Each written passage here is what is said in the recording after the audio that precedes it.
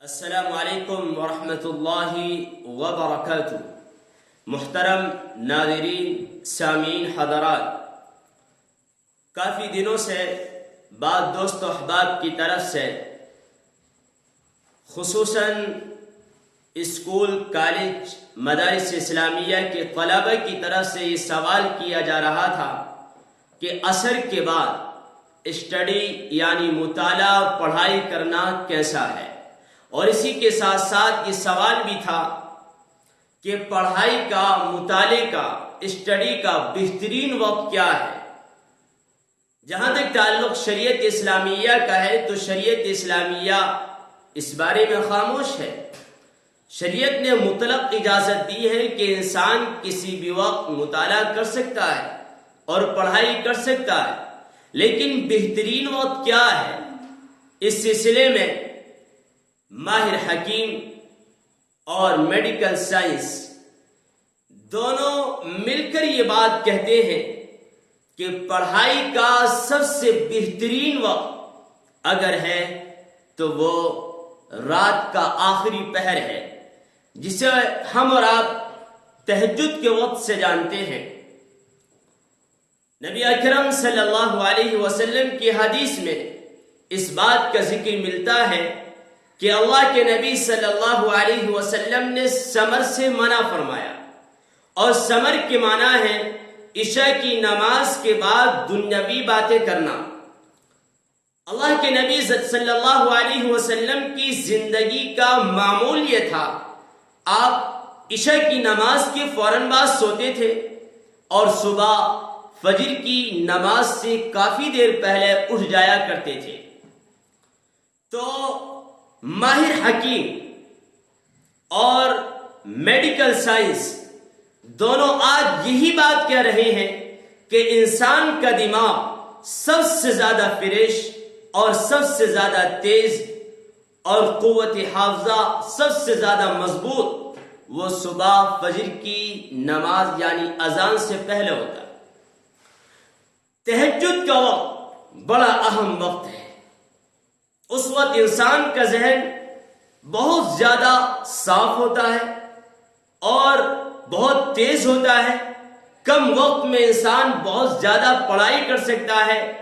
آج کے دور میں ماہر حکیم اور جدید میڈیکل سائنس یہ بات کہہ رہی ہے کہ اگر کوئی آدمی کم وقت میں زیادہ مطالعہ کرنا چاہتا ہے اور یہ چاہتا ہے کہ جو پڑھوں میرے دماغ میں محفوظ رہے، اسے چاہیے کہ وہ اپنی زندگی کا عمل بدل لے۔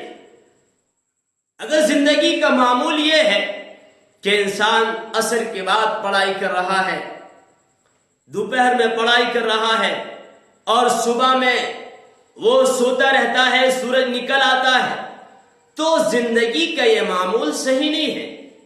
بلکہ ہونا یہ چاہیے کہ ہم روزانہ پابندی کے ساتھ عشاء کی نماز کے فوراً بعد سو جائیں۔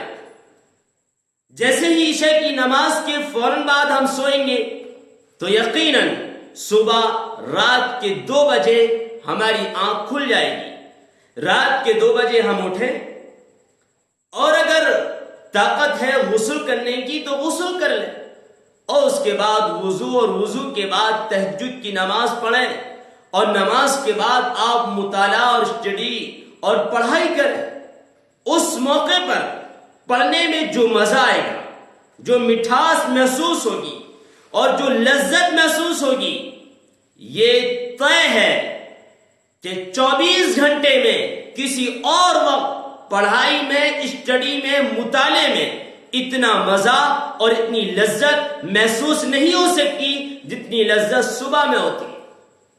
اور آج ہمارے جوانوں کا معمول الگ ہے۔ وہ صبح 9 بجے تک، 10 بجے تک، 8 بجے تک، 7 بجے تک سوتے رہتے ہیں اور اس کے بعد مطالعہ کر رہے ہیں، اور پھر شکایتیں کہ میں یاد کرتا ہوں، یاد کر لیتا ہوں، اور اس کے بعد چیز ذہن سے نکل جاتی۔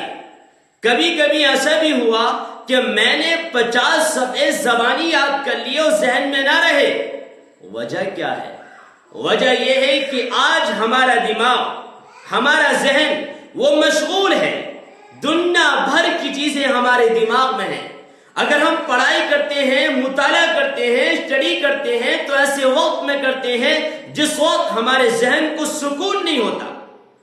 اور اگر ذہن کو، دماغ کو سکون نہیں ہوگا اور ایسے وقت میں ہم مطالعہ کریں گے تو وقتی طور پر ہمیں یاد ہوگا، پھر وہ ذہن سے نکل جائے گا. اس لیے آج کے دور میں اگر ہم کچھ بننا چاہتے ہیں، آگے بڑھنا چاہتے ہیں اور ترقی کرنا چاہتے ہیں اور اپنے میدان کے شہسوار اور سب سے شاندار اور بہترین طالب علم بننا چاہتے ہیں تو پہلا کام یہ کرنا ہوگا کہ عشاء کی نماز کے فوراً بعد سو جائیں اور صبح 2 بجے اٹھیں. اس کے بعد غسل کے بعد وضو کے بعد تہجد کی نماز اور نماز کے بعد اپنا مطالعہ شروع کریں. فجر کی اذان تک مطالعہ کریں. اذان کے بعد تھوڑا آرام کر لیں 5-10 منٹ کے لیے اور اس کے بعد فجر کی نماز کے لیے چلے جائیں.